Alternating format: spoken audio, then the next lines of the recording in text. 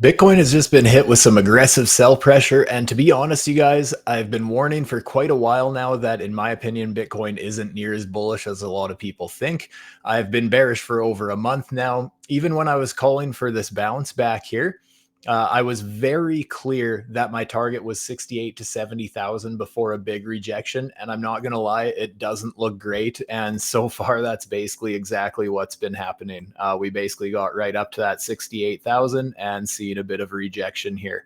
The significance of this is for those of you who follow me quite often or watch a lot of my videos, you'll know that I often refer to the Stuber Fib pocket. That's the 786, 886 Fibonacci pocket, and specifically after a structure break. It's my favorite trade setup. I think today I had pointed out to some friends I think over 10 setups today over the course of the 1 minute chart, the 5 minute chart, the hourly chart.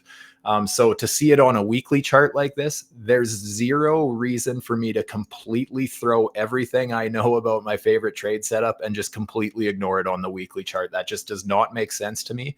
And that's exactly why I got quite bearish at this level here. While everyone was screaming for all-time highs and a big breakout coming, I got very vocally bearish. I think it was around June 13th or so. And my reasoning for that is because we already had one of these setups play out.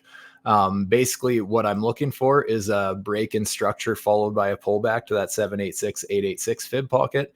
And that's why I have these red lines here, right? I have these red lines below the candle body support down here. We obviously got candle bodies closing below that. So that's my trigger of, hey, a lower low is set. Looking for that pullback to the 786, 886. Look where our last weekly candle closed, basically right up against the 786. You can't make this up.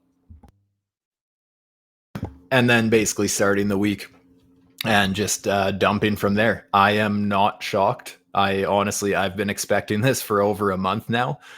Even like I said, I was bullish back here just because there was actually this isn't the right chart, but normally I have the RSI up and there was a very specific divergence there matched up with the Stuber fib there in the 786 fib pocket.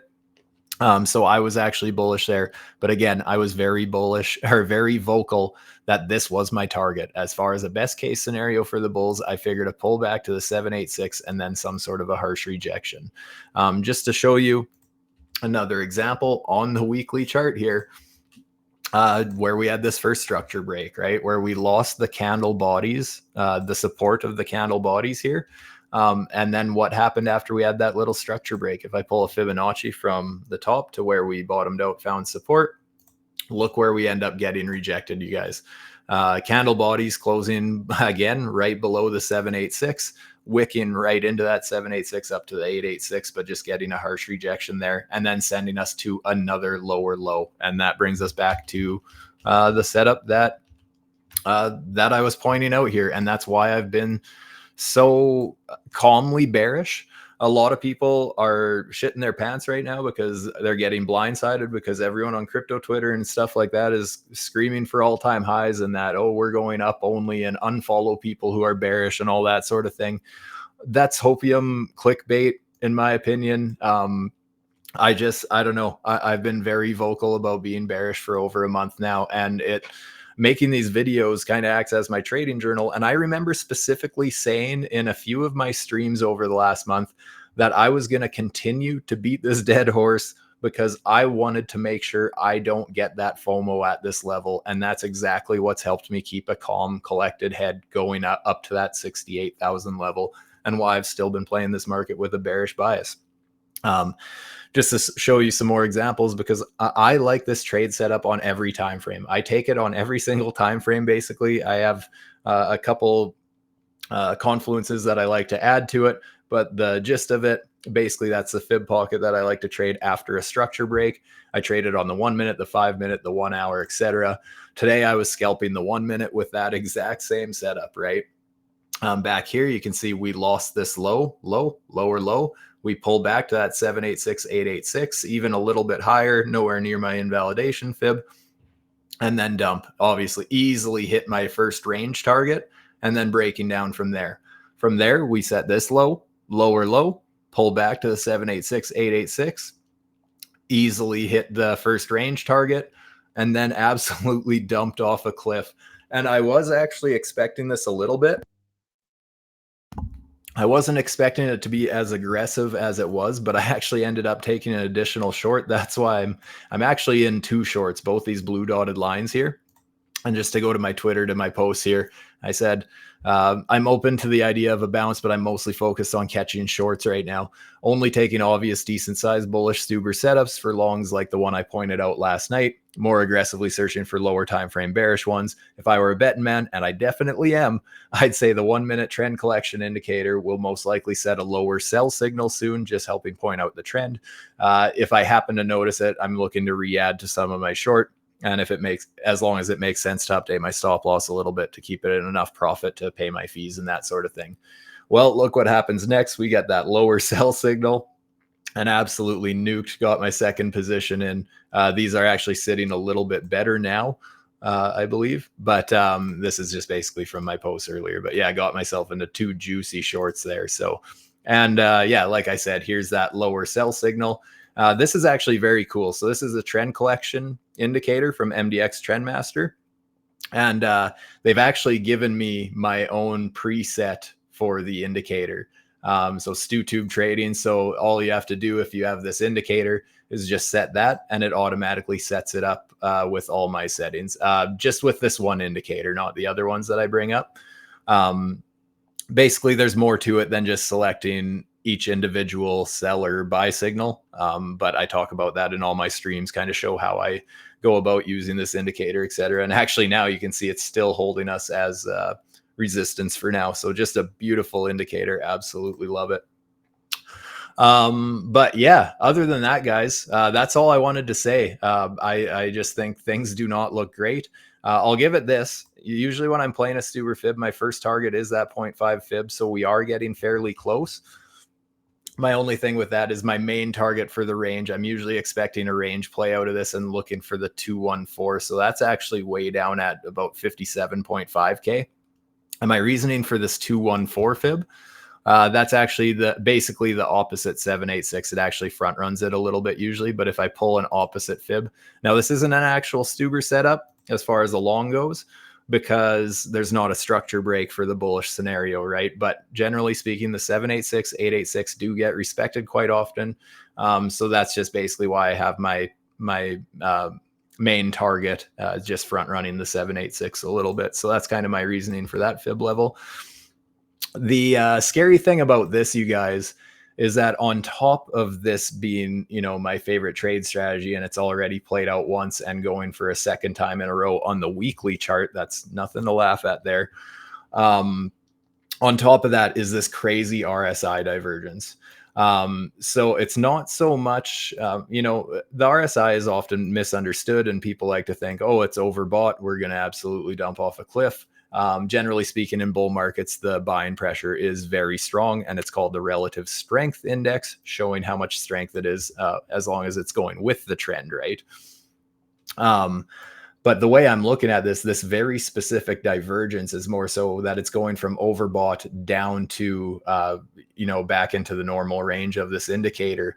So we're basically testing the same price levels, but with a drastic decrease in strength. So I don't, that just leads me to believe that there was no reason to get excessively bullish at these levels as we trade into resistance with a lot less strength. And just to go to show you, the last few times this has happened on a weekly chart, they've been quite significant. Basically, same thing, losing those weekly candle body structure, getting that RSI divergence. You can see it ended our last bull market. And even when we got our first 50% correction warning shot, we had the exact same setup with the RSI as well, with that structure break once again. So we actually got that signal twice last cycle. So I don't want to necessarily say this market cycle's over. I'm just saying that don't be too surprised if we see a much bigger correction, because so far we've dumped about 25%, I believe it is. Nowhere near the last several times we got a very just the exact same setup, right? Back here, last market cycle, we had this, lost our structure, get that RSI divergence, and then boom, just nuke. Same with our 20K top, kind of lost this little bit of candle body support, get that RSI divergence, and then boom, bear market on. So Yeah, it just doesn't look great for me, you guys. That's why I've been so vocally bearish lately. You guys know I've been a total moon boy for basically the last year and a half, almost 2 years. I think basically since FTX collapsed. I was under the impression that was going to create some sort of a supply shock. It was the final capitulation event. Then we ended up actually starting to break structure, and that's when I ended up getting mega bullish. Basically, once we took out, especially once we took out this structure here, then I was mega bullish. But I believe it was actually like where was it? I think it was either late November or early December. I was already calling down here that I thought there was a good chance we were bottoming. And I've been a moon boy ever since. And I remember a lot of people thinking I was crazy there and saying that, hey, we're going to 10K or 12K or whatever. I was pretty sure that we had bottomed. And right now, this is just, I'm getting very similar feeling. In fact, some of the same people have been kind of coming at me the same way about my outlandish predictions, because honestly, you guys, this target here, that's really just my range target. If this full move plays out like a reversal, I'm generally looking for the opposite Stuber fib. And unfortunately, since this is such a big swing here, the opposite Stuber fib would be something like this. Now, I want to be clear about something. I am not saying we're going to these levels. I personally don't really think we're going to get down to those levels, but I have felt that way in previous market cycles, like this one, for example. Nobody really thought that we were coming down to these levels. And look, we basically filled that fib box absolutely perfectly. So, not saying that it's probable, but it's absolutely possible, especially with the trade setup that we have here. It would take a long time to play out, in my opinion, if it does. And again, I personally don't really think we see those targets again. I don't know if I'm lucky enough to get those buy opportunities, but you know what? I'll take it if we get there. And I'm just going to keep playing the chart as I see it. I don't care if the price action's bullish or bearish. Honestly, I just like trading, and I don't care which direction it is as long as it's volatile. And it has been juicy lately. So yeah, that's about where I stand with that. So hopefully you guys enjoyed this video, and yeah, let me know what you think. I will be doing a stream and posting it on my YouTube channel tomorrow.